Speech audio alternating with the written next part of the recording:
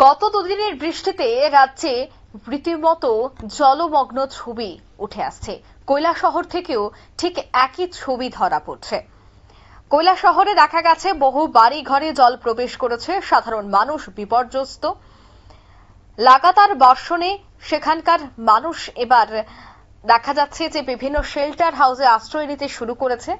তবে critical level অতিক্রম করেছে মনু নদীর জলস্তর। বৃষ্টির জলের পাশাপাশি সুইচ গেটের রক্ষণাবেক্ষণ না করায় সকাল থেকে নদী এবং ছড়ার জল প্রবেশ করে শহরে বন্যা পরিস্থিতি সৃষ্টি করেছে। ইতিমধ্যেই এনডিআরএফ, এসডিআরএফ এবং সিভিল ভলান্টিয়ার্সরা পরিস্থিতি নিয়ন্ত্রণে মাঠে নেমেছে। পরিস্থিতি পর্যবেক্ষণ করছে মহকুমা শাসক সহ অন্যান্য উচ্চপদস্থ আধিকারিকরা। সকাল থেকে স্থানীয় বিধায়ক বীরজিৎ সিনহা এই বন্যা পরিস্থিতি খতিয়ে দেখতেই মাঠে নেমে পড়েন। আপনারা যে ছবি দেখতে পাচ্ছেন তা হচ্ছে কৈলাসহরের এই পরিস্থিতি নিয়ে কি বলছেন বিধায়ক বীরজিৎ সিনহা, শোনাচ্ছি। এখন ভয়াবহ রূপ ধারণ করেছে এবং কৈলাসহর শহরের বাইরে গ্রামাঞ্চলে প্রচুর মানুষ জলমগ্ন হয়ে আছে, বাড়ি থেকে বেরোতে পারছে না। বাড়িতে প্রায় বুক পানি জল এবং এখানে যে প্রশাসন থেকে ডিজাস্টার ম্যানেজমেন্টের অবস্থা আরও করুন। তাদের যে নৌকাগুলো ফোন করা বেশিরভাগ নষ্ট, সেই কারণে মানুষ দেখুন শহরে জল ঢুকেছে। লক্ষ্মীছড়া সুইচ গেটটা নষ্ট আছে, এটা ঠিক করে না। বারে বলা সত্ত্বেও এই সুইচ গেটটা মেরামত করে না, যার ফলে নদীর জলটা ঢুকছে আর ওইখানে সুইচ গেটটা ঠিক করে না। গেট আছে 40 বছর আগে সুইচ গেট। আমি তো বারে বলেছি প্রশাসনকে যে সুইচ গেটগুলো আগে ঠিক করা হোক। আপনারা শুনলেন বীরজিৎ সিনহার বক্তব্য। তিনি কিন্তু অভিযোগ করেছেন যে বেশ কয়েকটি জায়গায় নিষ্কাশনী অব্যবস্থার দরুন এই পরিস্থিতি তৈরি হয়েছে, তবে সতর্ক রয়েছে প্রশাসন। বিস্তারিত জানবো, টেলিফোন লাইনে এই মুহূর্তে যুক্ত হয়ে গেছে কৈলাসহর থেকে প্রতিনিধি অয়ন মজুমদার। অয়ন, সকাল থেকে তুমি বিভিন্ন জায়গায় যাচ্ছ এবং গ্রাউন্ড জিরো থেকে সমস্ত ছবি আমাদেরকে পাঠাচ্ছ, আপডেট দিচ্ছ। তবে এই মুহূর্তে 59 জেলার কৈলাসহর মহকুমায় কেমন রয়েছে পরিস্থিতি?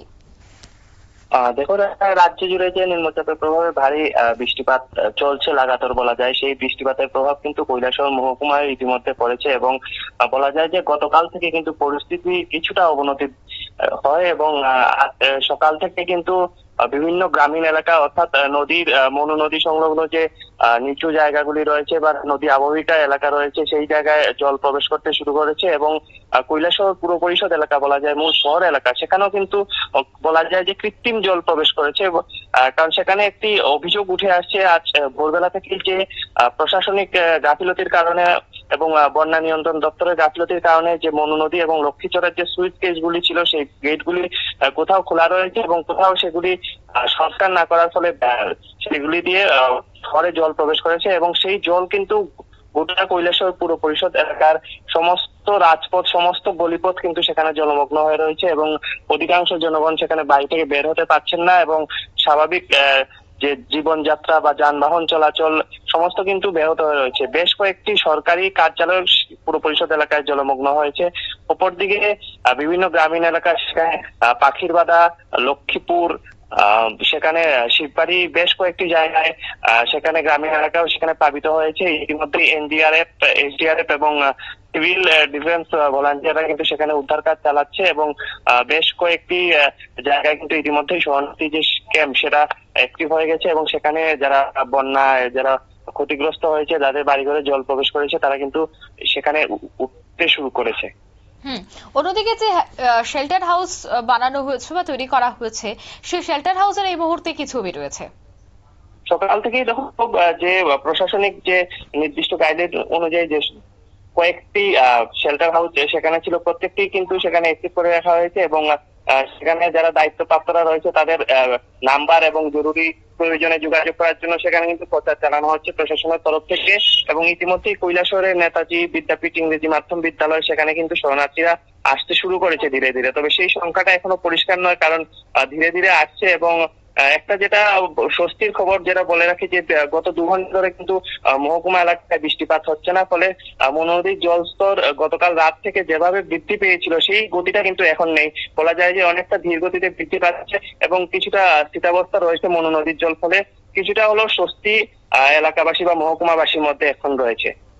ধন্যবাদ অয়ন। অর্থাৎ এই মুহূর্তে উদ্ধার কাজে নেমে পড়েছে এনডিআরএফ, এসডিআরএফ এবং সিভিল ভলান্টিয়ার্স প্রশাসন। ভারী বৃষ্টিপাতে যখন গ্রামীণ শহর এলাকা জলমগ্ন, ঠিক তখনই প্রশাসনিক তৎপরতা চলছে।